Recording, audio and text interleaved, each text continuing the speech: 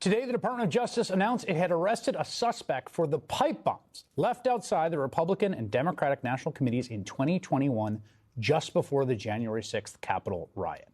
The Attorney General at a big press conference this afternoon, flanked by an entourage of agency officials. None of the people you see at the podium ever mentioned January 6th at all. In fact, the only mention of that day came from a reporter. Obviously, this happened on January 5th into January 6th. How should the public look at this case separate from all of the cases related to what transpired on January 6th and the president's subsequent pardons? I'm going to let Director Patel take the evidence part. We have to be careful. Again, you've asked very good investigative questions, but this is ongoing, very active. But America should feel safer today. We say a pipe bomb. These are bombs. These were live, active bombs. That was it. That was the only mention of what would transpire the day after, or hours after, really, these bombs were set.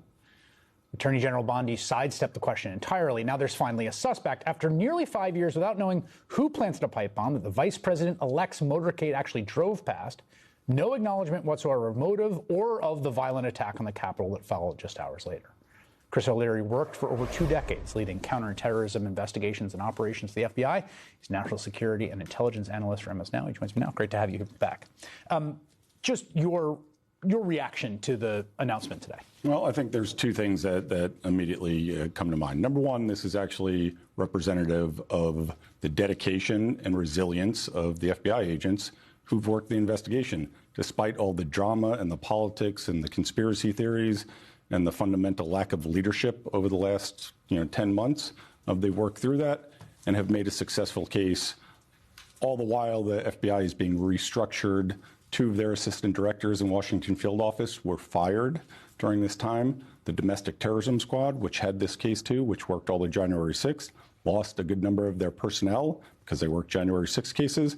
So the friction and resistance that the agents had to fight through to continue their investigation while morale is in the basement in the FBI is indicative of the fact that the FBI is committed to, on the street level agent is committed to the safety and security of the citizens of the United States.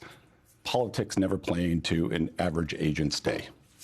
There was an interesting nugget in our reporting, and I saw in others, that the FBI's case against the suspect's not based on some new breakthrough or a tip.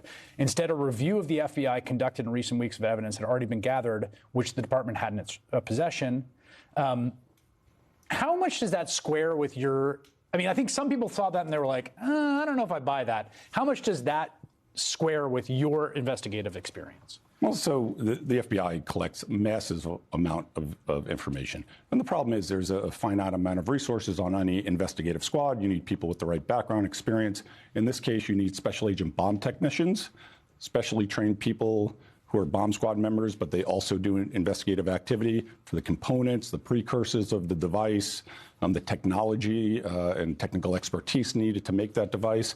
So all of those things are important. The problem is January 6th happened, the day after this. And so Washington field office, in particular the counterterrorism branch, in particular the Domestic Terrorism Squad, was now pulled off to do this. This was a second-tier case for a long time. You had a massive amount of information that investigators continued to go through, but there's plenty of other cases that they're working. Despite all the assertions of Dan Bongino and others about the cover-up, agents were working this case the entire time. What Americans should know is the FBI, when they put you in their sights, if you've done something wrong, eventually they're going to make the case against you. I mean, you say that, it's shocking to me it took 5 years, right? I mean, I think when we all saw the video, everyone thought, he's on video, he or she's on video, there's clothing, they had to buy something somewhere. I mean, generally, in this day and age, when you do something like that, particularly with the amount of electronic surveillance that exists out in the world, and part of what was so shocking was that it did take so long, which brings me to my next question, which is, I have to be honest with you. My reaction today, my first reaction was, I absolutely cannot take anything this Department of Justice or FBI says at face value. I just can't. Now, I was trained as a reporter to always feel that way about any official authorities. Law enforcement says something happened. Maybe it's true, maybe it's not, but that's a contention they have, right? We have an adversarial justice system for exactly that reason. That is ratcheted to the highest level I've ever experienced in my life right now. Kash Patel comes out and says, we got the guy. I'm like, ooh, buddy, I don't know. How do you think? Like, what's your response to that instinct? Well, number one, I understand why you're cynical. I am certainly cynical of the clown show that was on that stage today. I've never seen anything like it. That is not what an official announcement of a charge against a subject is supposed to look like. But I do know the line investigators and the leadership in the counterterrorism section of Washington Field Office, and they're highly experienced individuals who are committed to bringing justice. And so that I have confidence in. The leadership of the FBI under Kash Patel and Dan Bongino and what's going on, the absence of the rule of law at the Department of Justice, I am also cynical of, and all Americans should be. There's a crisis of leadership across the U.S. government, in DOJ, in the FBI, clearly in the Pentagon right now. And, congressional members like your previous guest need to take action to correct this, because you're putting line agents in a predicament that they shouldn't be in. You're putting the Admiral Bradleys in the world, who I know very well. And while there's a crisis of leadership across the U.S. government interagency right now, he's not part of the problem. I will tell you that. He's the guy you want making those decisions. So, but he's being put in the middle of a minefield and told, navigate your way out. FBI agents who can retire are retiring because they don't want to be put in a minefield either. And so it's a real concern. At a certain point, we're going to, if this continues, you're going to lose those experienced, ethical people who will hold the line, because there's really not an environment for them to operate in successfully. We should know that Dan Bongino, the number two, literally referred to the planting these bombs as an inside job on his podcast. The line agents, that's the person that they're working for who has said something like that. So that's the kind of leadership at the top of the FBI right now. Chris O'Leary, thank you so much. Still to come, the president just pardoned a man responsible for sending 500 tons of cocaine to America. The Honduras pardon scandal ahead. There's a word that really seems to be getting under Donald Trump's skin. There's this fake narrative that the Democrats talk about, affordability. They just say the word. It doesn't mean anything to anybody. Just say it. Affordability. The word affordability is a con job by the Democrats. The word affordability is a Democrat scam. Affordability is a hoax that was started by Democrats. Does he mean the word affordability doesn't exist? Is that the hoax? Here's the thing. Americans don't seem to agree. Today, a new Gallup poll finds that confidence in the economy is the lowest in 17 months. Over 2/3 saying the economy is getting worse, which syncs up with some of the private jobs data we're getting because we're not getting any government data. And even as Trump tries to dismiss these affordability concerns, he is traveling to the swing state of Pennsylvania next week to address the economy. Congresswoman Catherine Clark of Massachusetts, the Democratic whip in the House, and she joins me now. I have to say, and maybe this will resonate with you, you've been a member of Congress for a while, I've been covering politics for a while.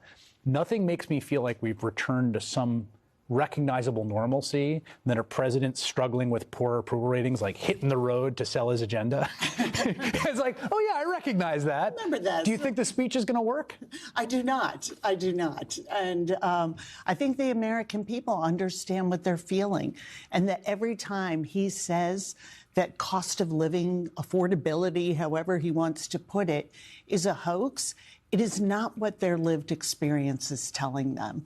And I think we are seeing that not only in election results and polls, but in the president's own, he is not in control anymore. And he betrayed what he said he would do. I'm going to lower costs on day one. That was his promise. And ever since then, whether it's through tariffs, taking away health care in order to have tax cuts for very, very wealthy Americans, he has pushed prices higher and more out of reach. And the American people are telling us loudly and clearly, we can't afford the quality of life we want to be able to provide, to have a little breathing room. And that's what Democrats are fighting for in the House. And this is what the challenge is going to be for them as they go into the midterms in 26. Yeah, you mentioned that some of his own voters and people within his coalition, the polling has that 46% say the cost of living in the U.S. is the worst they can remember it ever being. And that's a view held by 37% of 2024 Trump voters, which is a very, very high number. Now, obviously, it's the case that the president doesn't have some knob they turn to control the price level in the country, something that Joe Biden learned, the hard way, right? It's hard if inflation's taking off. In this case, the tariffs he affirmatively has chosen, that's raised prices. And now you've got this healthcare question, right? Right. There are, I understand, every member of the Democratic caucus is now on a discharge petition.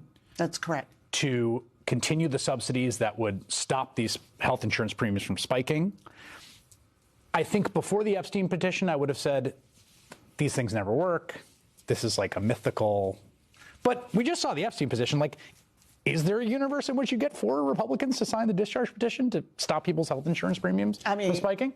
I would certainly think so. And, what we're seeing here is a corrupt bargain to take away money from Medicaid, from Medicare, to take away the tax credits from the Affordable Care Act that people depend on, to curtail and in some cases end medical research in this country, all to rig our tax code more in favor of the very wealthy. And we have seen nothing. There has been no work done to address this by the House. All they have done is take away people's health care. They've cut food programs. They've cut medical research. And they are not offering any solutions. And then you compound that with what we've seen from the impact on tariffs, certainly on large business, but our small business communities, as I travel my district in the country, they are so anxious about how they're going to move forward. Even the complexity is insane. The complexity even is insane. Over and above the cost, right? That's right. I want to ask you about something going on the other side of the aisle. I find this very interesting. I thought you would have an interesting perspective. There's tumult and a little bit of rebellion happening in the Republican caucus. It has a lot of different sources and a lot of vectors. But one of them seems to be gender. Women in that caucus increasingly saying publicly, Mike Johnson does not respect them. He doesn't put them in leadership positions. They feel steamrolled, condescended to by him. What do you make of that? Does this really surprise anybody that Mike Johnson isn't a big champion of women, whether in his own party, and certainly not of American women? And we've seen that from positions, things he's stated, and from the policies and the impact they're having. If we look at women in this country, not only reproductive freedom, but in 1/3 of all counties in this country, there is no doctor to have a baby with. Is that statistic true? 1/3 of all counties? 1/3 of all counties. And in states like Georgia, states that have abortion bans, it is even higher. It is about 50% of their counties. And that is no OBGYN. And as I travel to rural hospitals, it is insane. And so what are we saying to women in America? Just this, past few weeks, not only do we have this crisis in healthcare for women and maternal care that wasn't doing so well before the Trump administration and the House Republicans rolled into town with their cuts, but we're also saying that women-dominated professions like nurses and teachers and social workers and physical therapists, they're no longer considered professionals, and we're going to cap what you can loan to pursue that degree. I mean, we get it as women. We hear Mike Johnson quite clearly. This was a regulation recently announced by the Department of Education that reclassified those professions so that they can't get full $100,000 cap. $100,000 cap on the what aid they can get on student loans. Congresswoman Kathleen Clark from Massachusetts, thank you very much. Thank you. Still ahead, the American president frees someone who brought hundreds of tons of cocaine to the U.S. Why? That's next. Donald Trump keeps justifying the killing of more than 80 men on boats in the Caribbean, including 2 who were shipwrecked. as a way to save Americans from the deadly scourge of drugs. But then just this week, amidst this whole scandal, he pardoned a man who helped traffic more than 500 tons of cocaine into the U.S. Last year, the ex-president of Honduras, Juan Orlando Hernandez, was convicted here in the U.S. for basically running his country like a narco state. The jury returned its verdict after a 2-week trial, convicting Hernandez of taking bribes from El Chapo's, that's the Mexican drug lord Sinaloa cartel, and others while he served as the president of Honduras from 2014 to 2022. That bribe from El Chapo, by the way, was worth $1 million. Hernandez got 45 years in prison after prosecutors showed how, in exchange for cash and election help from drug cartels, he protected the drug traffickers from police. He even steered government contracts, their shell companies, so they could launder their drug money. The U.S. says the whole operation trafficked more than, quote, 500,000 kilograms of United States-bound cocaine. That's over 550 tons. He was also convicted of conspiring to use and carry machine guns and destructive devices during the cocaine importation conspiracy. And yet, he walked out of a West Virginia prison on Tuesday, thanks to Donald Trump. Even Republicans in Congress are pretty worked up about this. How did this convicted drug dealer end up on Donald Trump's radar? Well, according to a new report from the Wall Street Journal, it was put there by insiders, including Roger Stone, who famously got his own Trump pardon after 7 felony convictions for lying in the Russia probe, and former Congressman Matt Gaetz, who also reportedly sought a pardon from Trump when he was being investigated by the FBI for alleged sex trafficking of an underage girl. The New York Times subsequently reporting the sex work she was doing was so that she could save money for braces.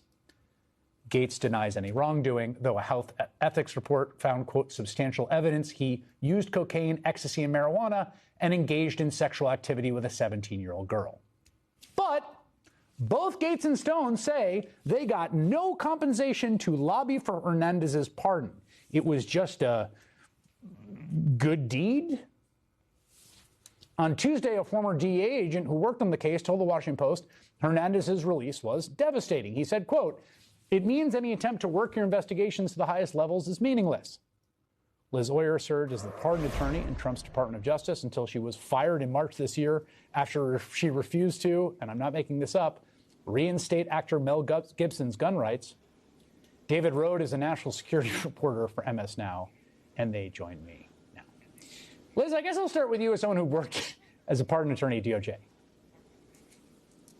Did you ever, in your time there, have you ever seen a pardon of this magnitude of someone convicted of something so enormous and so sort of obviously politically toxic ever?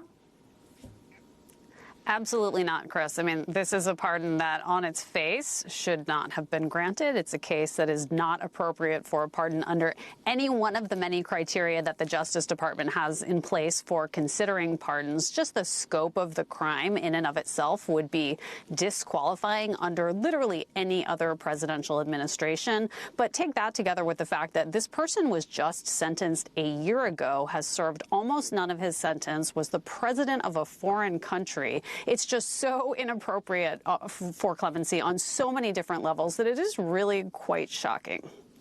I want to play for you, David, what Chris Coons said about this pardon. Take a listen. If President Trump can pardon a convicted narco-terrorist trafficker, how does this campaign where we are targeting and killing folks on the open ocean to prevent their trafficking of drugs anywhere, how is that legitimate? There's got to be a lot of Republicans on Capitol Hill saying the same thing, right? Yes.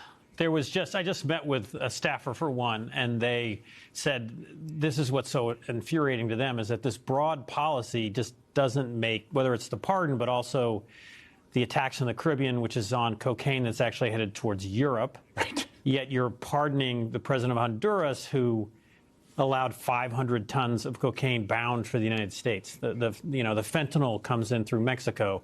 So they almost said the policy was what's so frustrating, and some of them have gone public. There was just a National Review story that had Tom Tillis saying that this is maddening, just talked about how terrible the optics of this pardon was. Susan Collins as well And there's several others who were Senator Kennedy also. So earlier, Representative Smith was talking about, there is a sliver of a chance that some Republicans might want to bring some oversight regarding these boat strikes and this entire policy. And so there's that critical mass. They sort of see themselves as Reagan traditionalists in a national security sense. I mean, it's one thing if he took a little time between these two stories. I mean, it still wouldn't be justified, but it's a wild thing to do in the middle of it when just from one day to the next, he's saying things literally like, every 100 pounds of cocaine we stop, we save 22,000 lives, right? So it's like, wait, so then this guy's responsible for hundreds of thousands of lives and you're pardoning him? And it's a political thing, too, going back to the boat strikes. Like, we're going to kill these two people that are hanging on to wreckage because the president has unilaterally declared them to be enemy combatants and declared that these narco traffickers are waging war in the United States. And that's sort of a stretch in and of itself. But then we have to kill these two people. Like, it's so merciless on one side. Right. And then on the other side, boundlessly merciful. Just depthlessly merciful. If it was a Biden administration prosecution, it should be reversed. Well, okay. And I think voters, that dissonance, we'll see people notice it. You mentioned that this was a Biden administration prosecution, which it was. But Liz, I think the craziest pardon we've yet encountered in some ways is the developer and former, president, I think, of the Denver Nuggets, who was basically convicted of rigging a bid for a new venue at Texas. This University of Texas venue means the Texas taxpayers pay for it. There's going to be two bidders. He goes to the other bidder and says, hey, drop out and I'll cut you in on the subcontracts. This is what he's alleged to have done because he did not actually face trial over it. And then he submits the single bid, he gets a big chunk of money, and then he runs off and doesn't give the money to the subcontractors. This guy's indicted by the Trump Department of Justice in July. It wasn't a Biden witch hunt. It's his own DOJ who put out press releases bragging about this prosecution in July.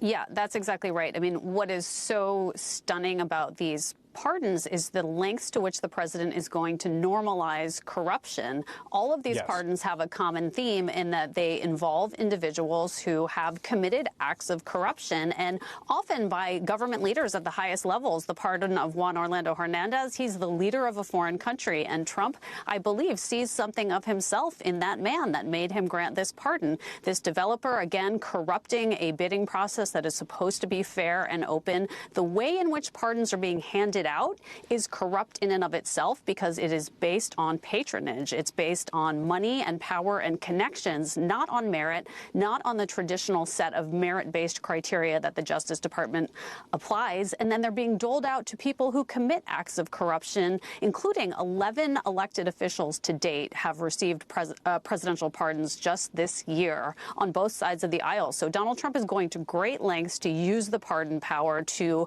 essentially install a patronage system of government and normalize public corruption at every level.